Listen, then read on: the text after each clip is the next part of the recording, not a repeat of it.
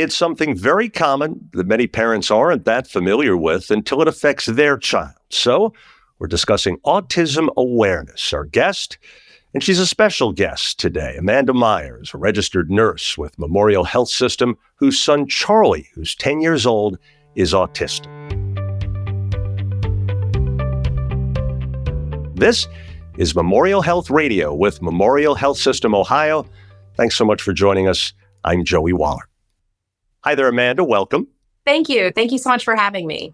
Oh, it's great to have you with us because you provide such a unique perspective on this. First, before we get into it, what exactly is autism for those that hear about it, don't really know for sure? And just how common is it in the U.S., as we alluded to? It's very common, isn't it? Absolutely. According to Autism Speaks, 1 in 36 children have autism. Autism is a neurological disorder that makes communication and interacting difficult for children.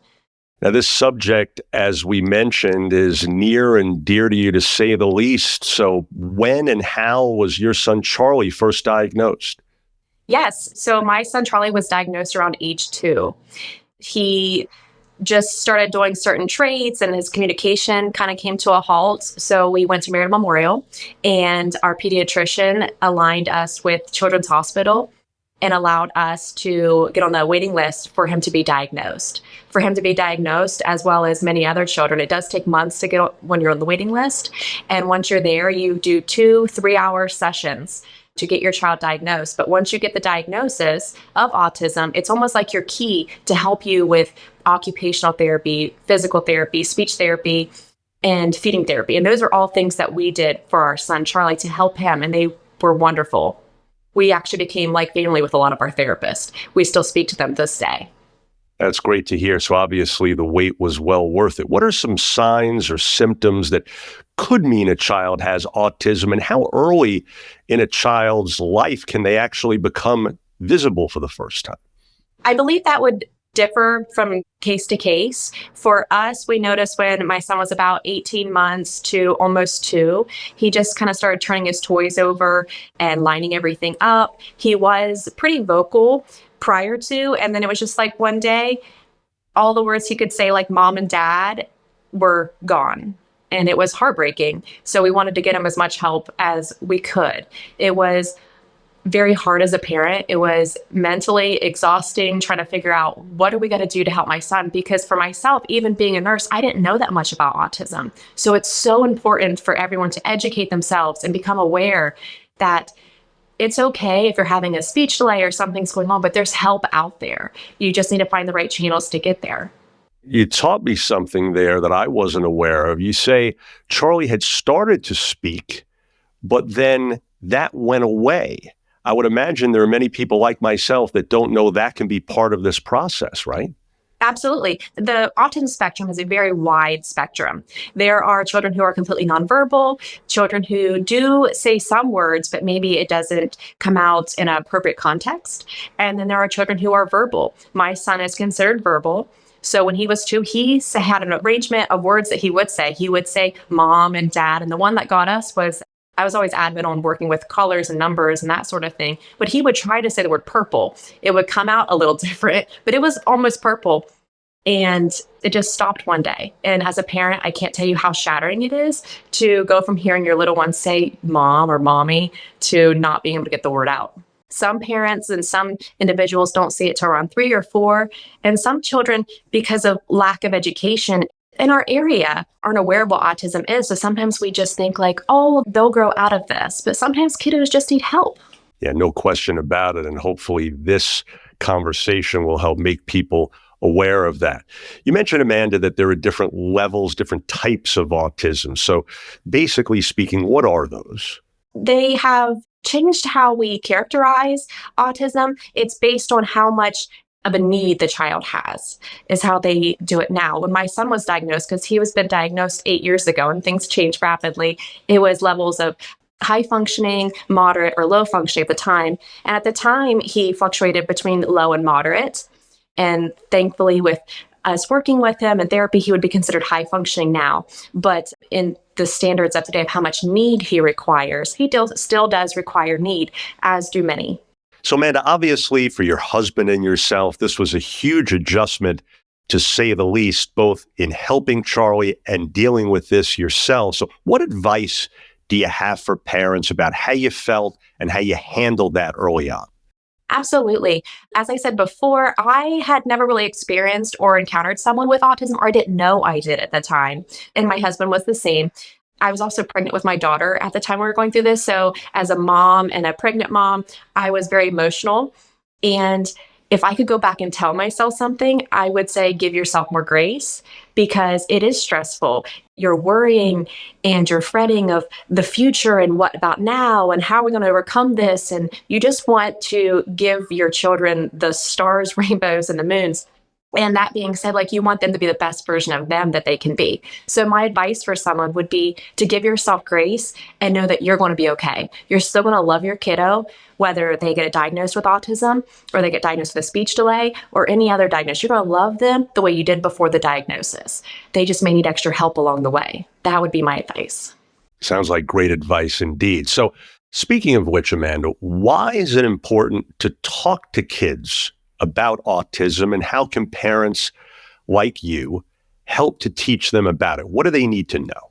I think that knowledge is power. The more we can empower our young youth and start young, like when your kiddos are toddlers, you don't even have to say, hey, they have autism. That doesn't have to be that kind of conversation. You can just word it when they're really little and wait till they're more ready for a verbal conversation about it. As far as, yes, they may do things differently like you. Some characteristics maybe, and they vary from time, but for us, it could be pacing back and forth, repeating phrases over and over.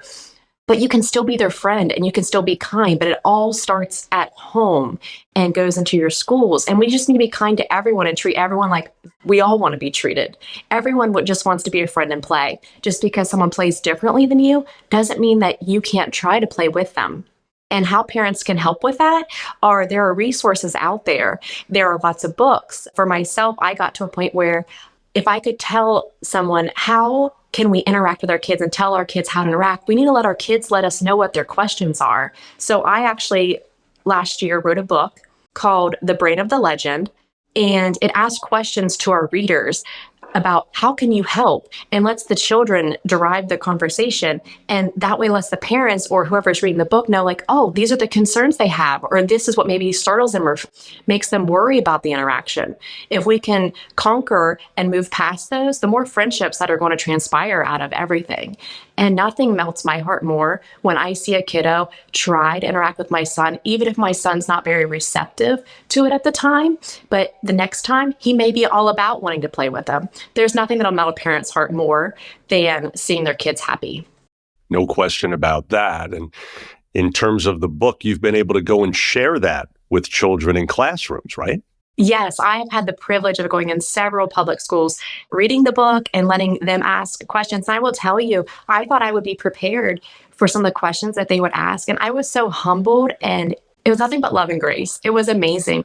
And some of their responses brought me to tears because they generally just want to learn and love and just be a friend. But you just have to guide them and tell them that it's okay to want to be somebody's friend. That's okay. So, in terms of communicating your message, the message of other parents in your shoes, so to speak, what's a common misconception regarding children with autism that you find yourself needing to clear up? One of the biggest misconceptions that I've come across is that everyone puts everyone with autism diagnosis in a box, that they're all the same.